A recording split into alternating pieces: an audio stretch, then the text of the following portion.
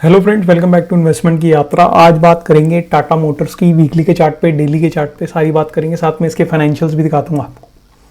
ये एक रिक्वेस्ट आई थी मेरे को कि टाटा मोटर का एनालिसिस चाहिए, तो दैट्स वाई मैं डाल रहा हूँ। और जब मैंने इस चार्ट को स्टडी करा तो मेरे को इसमें बहुत चीज़ें देखने को मिली, और इसमें सबसे मेजर चीज़ जो मैं आपको वीडियो में बताऊँगा वो बहुत ही अच्छी चीज़ है।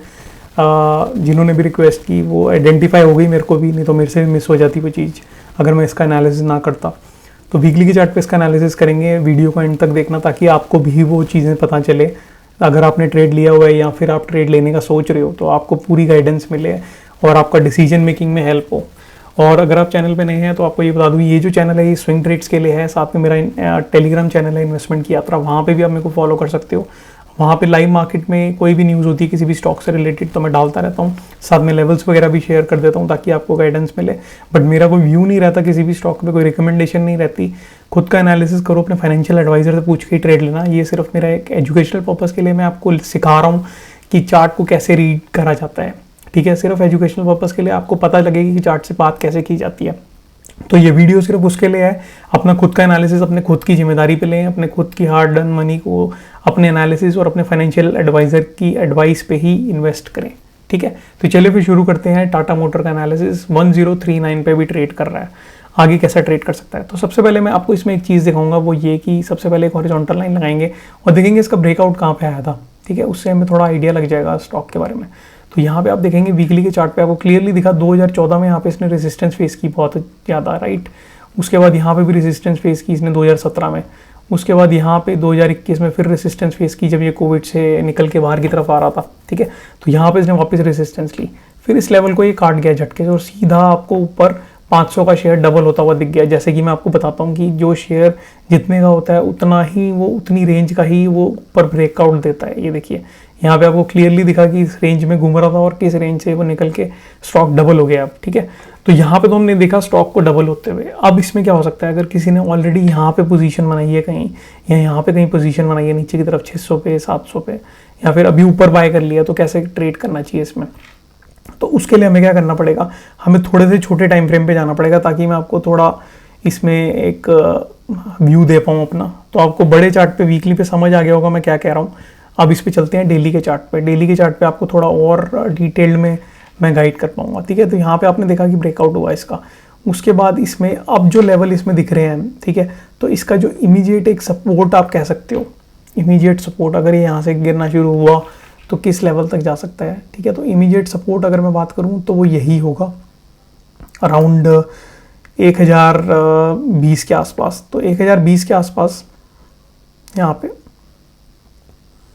1023 नहीं 1020 के आसपास अगर आप लगाएंगे, इसे 15 लगा लीजिए, 1019 के आसपास। अगर ये 1019 के आसपास से वापस रिवर्स करता है तो तेज़ी से नीचे के टारगेट आपको नीचे के लेवल दिखाना शुरू कर देगा। तो आपका जो मेन एक क्राइटेरिया है वो ये है कि 1018 1017 के आसपास अपना एसएल लगा के रखें। तो आपका स्टॉप लॉस क्या होगा 1017 के आसपास। अगर ये ब्रेक करता है तो आपको बाहर हो जाना है, क्योंकि अभी बहुत ज़्यादा तेज़ी में चल रहा है और जितने स्टॉक भी तेज़ी में चल रहे हैं वो एक इतनी वॉलेटिलिटी मार्केट में नहीं जा सकते हैं। बट टाटा मोटर में एक और चीज़ है जो मैं देखनी है, वो इग्नोर नहीं करनी। ठीक है, तो एसएल मैंने आपको इस चार्ट पे बता दिया, तो एसएल आप नोट करके चल सकते हैं। अगर मैं इसको आर्ली के चार्ट पे कर दूँ तो इसमें क्या देखने को मिलेगा हमें। ठीक है, ये मैंने कर दिया चार्ट को आर्ली के चार्ट पे। तो हम ना इस पे डेली पे बात करेंगे ना आर्ली पे, हाँ इसको हम करेंगे 1 आवर पे बात, 60 मिनट्स पे। ठीक है, तो यहाँ से अगर मैं एक ट्रेंड लाइन लगाऊँ,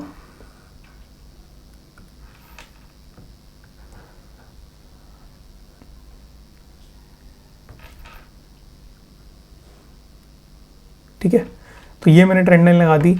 यहाँ पे आपने देखा सपोर्ट लिया, यहाँ पे सपोर्ट लिया, ये फॉल्स ब्रेकडाउन होता है, इसको आप इग्नोर कर सकते हो। यहाँ सपोर्ट लिया, यहाँ सपोर्ट लिया, तो अब ये यहाँ पे ट्रेड कर रहा है। अब अगर ये इस लेवल को काटता है, यानी कि 1045 को मैं मार्क कर देता हूँ, अगर ये मार्च के महीने के अंदर 1045 के लेवल को काटता हुआ दिखता है आपको, ठीक है, ये वाली कैंडल का टॉप जहाँ पे इसने फेस की थी रेसिस्टेंस, अगर यहाँ से एक ऊपर की तरफ जाता हुआ दिखता है इस लेवल को काटता हुआ, तो तेज हो जाएगा ये। और तेज इतना होगा कि आपको 1120 के लेवल भी इसमें दिख सकते हैं। ठीक है, मतलब जहाँ पे अभी खड़ा है वहाँ से आपको 80 पॉइंट्स आराम से मिल सकते हैं। बहुत स्पीड बहुत तेज होगी, ये नोट करके रख सकते हो आप, स्क्रीनशॉट ले लो इसका, कि अगर ये 1045 के ऊपर सस्टेन करता है कंडीशन सिर्फ ये है कि यहाँ पे सस्टेन करे, ठीक है, 1045 के ऊपर। अगर इसके ऊपर सस्टेन करता है तो आपको सीधा इसमें 1120 के लेवल दिखेंगे। बट अदर साइड अगर यहाँ से रेजिस्टेंस लेके, जहाँ पे इसने ली है अभी रेजिस्टेंस, अगर यहाँ से नीचे चलना शुरू होता है तो आपको नीचे के लेवल भी इसमें दिख सकते हैं, और जो कि हैं 980 के लेवल्स, 980 के, यानी कि ये वाले लेवल्स भी दिखने को मिल सकते हैं, क्योंकि यहाँ पे इसका एक फिर सपोर्ट आएगा।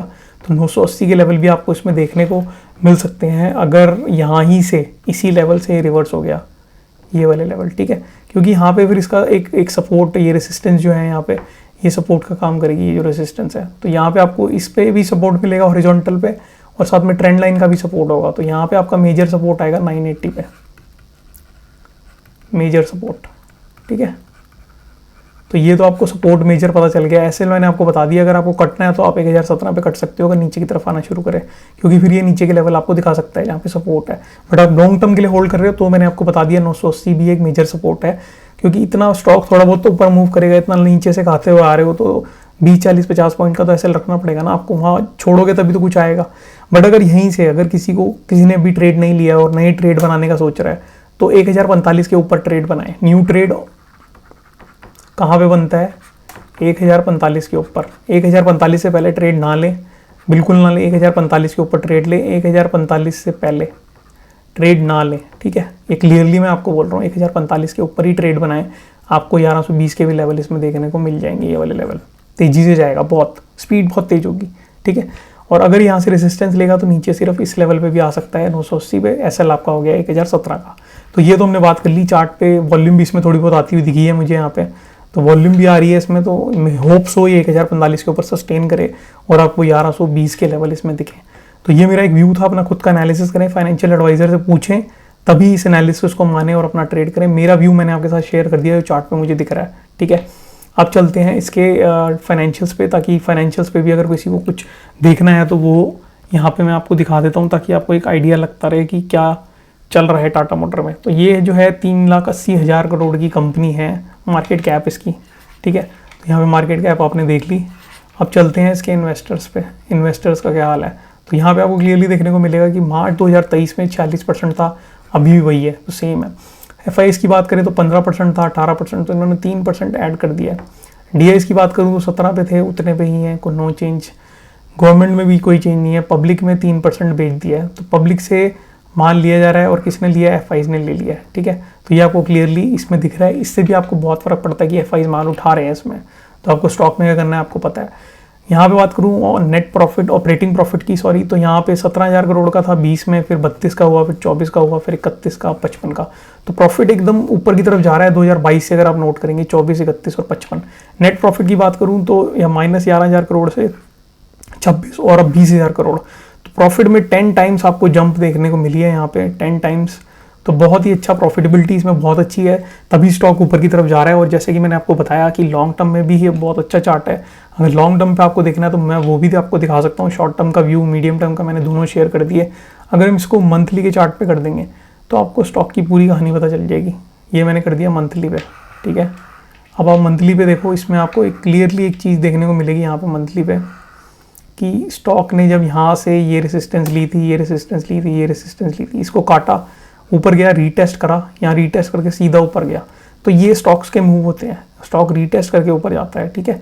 तो बहुत ही तेज़ी से ऊपर गया है, 1045 के ऊपर और तेज़ हो जाएगा। तो आपको वेट करना है 1045 के ऊपर क्लोज होने का। वॉल्यूम यहाँ पे आपको दिख रही है, अच्छा चार्ट है। इतने टाइम से एक रेंज बाउंड में था, यहाँ से निकला, फिर एक रेंज में अटक गया, यहाँ से सीधा ऊपर निकला अब ब्रेकआउट देते हुए, और सीधा आपको इसने इतना बड़ा मूव डबल होकर दिखा दिया है। तो यही स्टॉक का मूव होते हैं जो मैं आपको बार बार समझाता हूँ। होप्स आपको समझ आ गया होगा। ये वीडियो अच्छी लगी है तो प्लीज़ वीडियो को लाइक करो। जिसने रिक्वेस्ट की थी प्लीज़ लाइक करो, शेयर करो, और तभी आगे लोगों तक पहुंचेगी, उनको भी फायदा होगा जिन्होंने होल्ड करा हुआ है। तो और टेलीग्राम पे मुझे फॉलो कर लो, चैनल को सब्सक्राइब और लाइक कर लो, और बेल आइकन पे क्लिक करो ताकि आपको आगे की वीडियोस मिलती रहे। मैं मिलता हूँ फिर किसी वीडियो में, तब तक के लिए सेफली ट्रेड करें। Take care friends, bye.